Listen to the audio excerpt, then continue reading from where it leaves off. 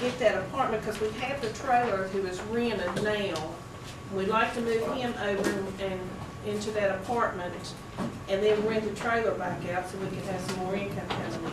And that would be rented out to the deputy sheriff, and we would place the deputy sheriff up in Harts Creek. So, but the proposal I have is,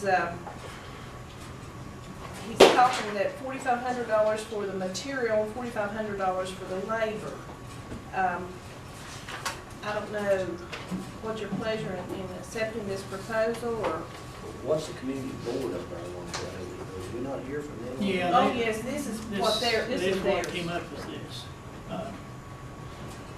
I first thought, really, that it was just $4,500. I thought, well, that's the deal. Then Judy calls and talks to him. He said, no, it's 45 labor, 45 material. I think we probably should see if we can find somebody else. We do need it done, but maybe we can find somebody else. Maybe we can't, but we should try.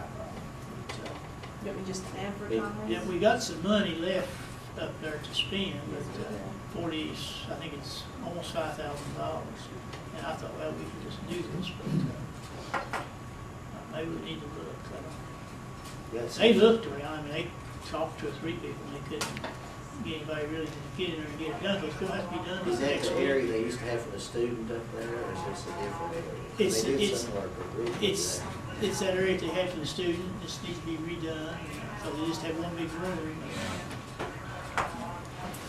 It's been full of storage, I think. I would suggest advertising and seeing exactly the other competitive prices. Yeah, if it's gonna run $9,000, it may be somebody else. I'll second that motion. All right, we got a motion second to put it out for advertising, and see if what we can come up with. Okay, and then the next thing I have, in your packet there, you have a list, and Commissioners, I didn't list everything that Mr. Holder sent up, but there is a list for the record of all the computers, different things he's got, radio equipment, that, to declare the attached list of Lincoln 911 property as surplus property to be sold at auction at a later date. Let me ask one question since Alan's here. I did circle one item on there. The lawnmower, is that something, us surplus it, but if it's something that somebody else in the system needs, is it usable?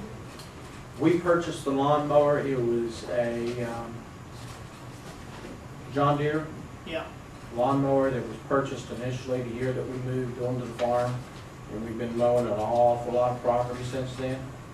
And last year it got to the point that you would fix it, mow with it an hour, work on it for 2. And Sounds like something I don't. well, you just, in all reality, it might be something that you want here at the courthouse. It might be something that you want at one of your community centers. Well, that's why I just don't make But it. for the amount of grounds that we have, we're mowing probably close to 20 acres with that. That'll decrease substantially now that you built something on part of that. But in all reality, it might be worth someone else, but for us and the amount of grass we're mowing, it was just, Well, I think what we need to do is go ahead and surplus it out, and if we give it to some other organization, at least that gets it off your order. surplus it, get it out of my basement, and I don't care who you give it to. And it may not be anybody, Well, I that's the only mean, thing I seen on there. and you may see it 6 months from now back down here by somebody else wanting rid of it. But like I said, it just become a real issue with you were spending longer fixing it than you were than mowing I it. understand. I'll move. I'll second.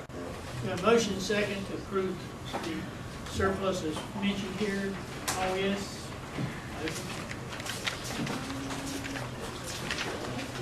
Okay, next thing on the agenda, public comments. Anybody in the audience that's not on the agenda that would like to speak at this time?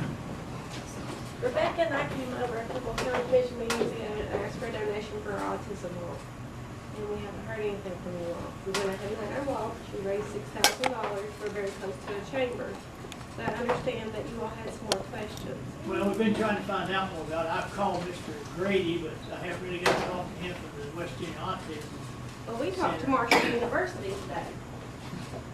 And in 2008, there was 1 in 110 kids with autism. 2009, that's going up to 176. And next year, we're on track to be 130. They have heard of the Hyperberry Chambers, they were very, They had her, yes, they were following the studies. They were very pleased with those studies. And, You can take copies of it. I'll getting you letters. And there's letters from my son's teachers, his therapist, his age, telling him the difference they've seen with him. It's something that's new. I know a lot of people know about it, that it's controversial to some people. But I can tell you from experience, my son has early intervention. He's had the Birth to 3 programs. He's had speech. He's had OT. I spent his first year in school every board meeting begging for an aid with nothing. Now we find something that works, and the county's not going to come out and help us. We had all the delegates there. We had Mr. Rahal there. Everybody behind us, but I want the county to be behind us. Our kids are in this county with no educational support. There's no resources for our children here. Birth to 3 is very limited for us because usually when you're diagnosed, you're 2.5 to 3 years old, so you have very limited time for that services.